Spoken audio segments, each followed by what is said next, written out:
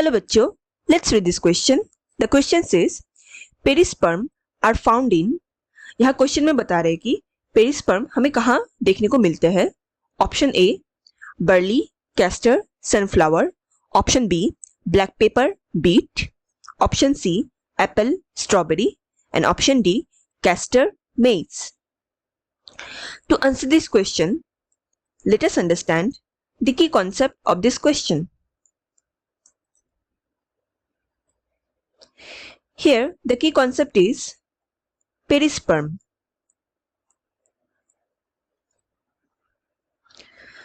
Now, what is perisperm? It is layer of nutritive tissue that surrounds the embryo.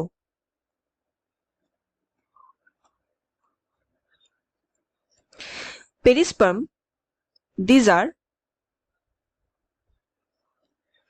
the derivative of nucellus. इसका मतलब इनका function क्या होता है? To provide nutrition.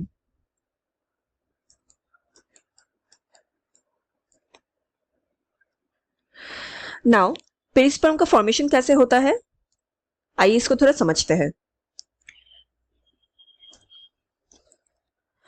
Let's start with gynoecium.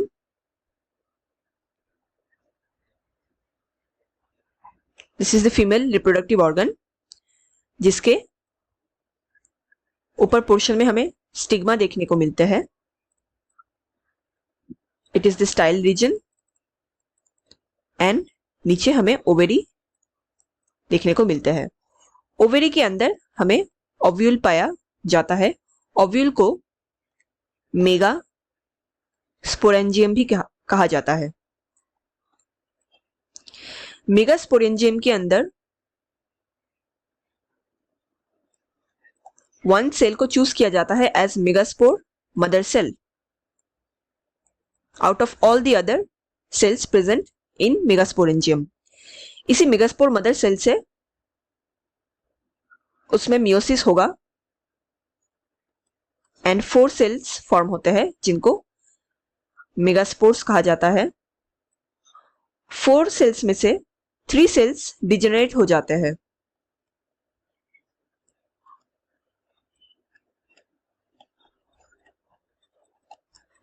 And finally 1 cell choose होता है as the final megaspore and यही further develop करते हैं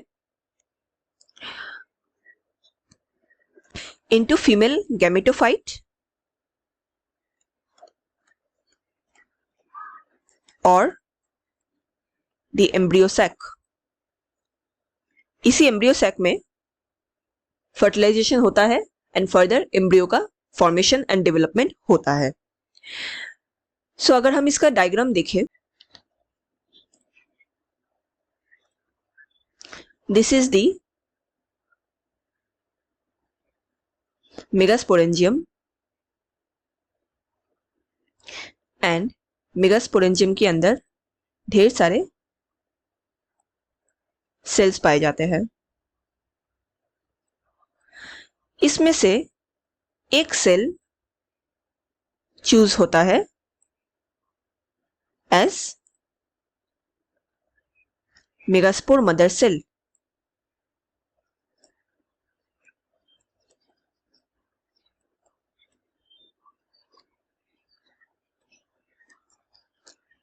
सो फर्दर यही मेगास्पोर मदर सेल इसमें मियोसिस फॉर्म करता है एंड 4 मेगास्पोर्स को फॉर्म करते हैं एंड इसके चारों ओर ऑलरेडी बाकी सेल्स भी प्रेजेंट होते हैं जो कि एक्चुअली न्यूट्रिटिव सेल्स है, या इसको हम न्यूसेलस भी कह सकते हैं, जिसका मेन काम है टू प्रोवाइड नरिशमेंट। अभी 4 सेल्स में से 3 सेल्स डिजेनरेट हो जाते हैं एंड सिर्फ एक ही सेल सर्वाइव करता है जो कि एक्चुअल मेगास्पोर होते हैं। अभी ये मेगास्पोर जो डेवलप करेगा ये 2 प्रकार से डेवलप करते हैं। 2 वेज होता है डेवलप करने का।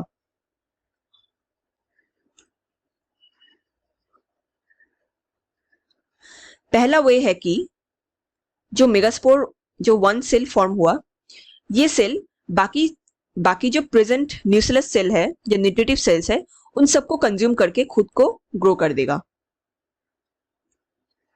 इट मीन्स यहाँ पे कोई भी न्यूक्लियस सेल्स नहीं मिलेंगे। न्यूक्लियस सेल्स को ही पेरिस्पर्म सेल्स भी कहा जाता है। सो सिंस इस कंडीशन में कोई भी न्यूक्लियस प्रेजेंट नहीं है क्योंकि मेगास्पोर ने सबको कंज्यूम कर लिया है, सो इस के जो सीड फॉर्मेशन होगा इस सीड को non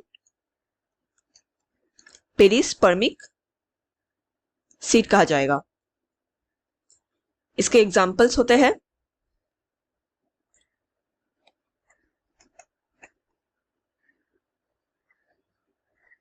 wheat, maize, barley, castor, etc. और जो दूसरे प्रकार का वे होता है for the megaspore to develop,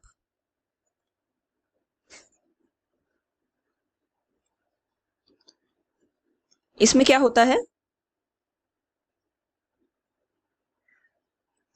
megaspore सारे न्यूक्लियस को कंज्यूम नहीं करते हैं, कुछ न्यूक्लियस को या पेरिस्पर्म को छोड़ देते हैं एज ए रिजर्व फूड। इस कंडीशन में जो सीड तैयार होते हैं या सीड फॉर्म होता है इसे पेरिस्पर्मिक सीड कहा जाता है। एंड इसके एग्जांपल्स होते हैं black pepper and beet. Now let's check our option again. Question में पूछा गया था perisperm are found in, so the correct answer here is option B black pepper and beet. बाकी तीनों ऑप्शंस में सब नॉन पेरिस्पर्मिक सीड के examples है। So hope you understood it well. Best of luck.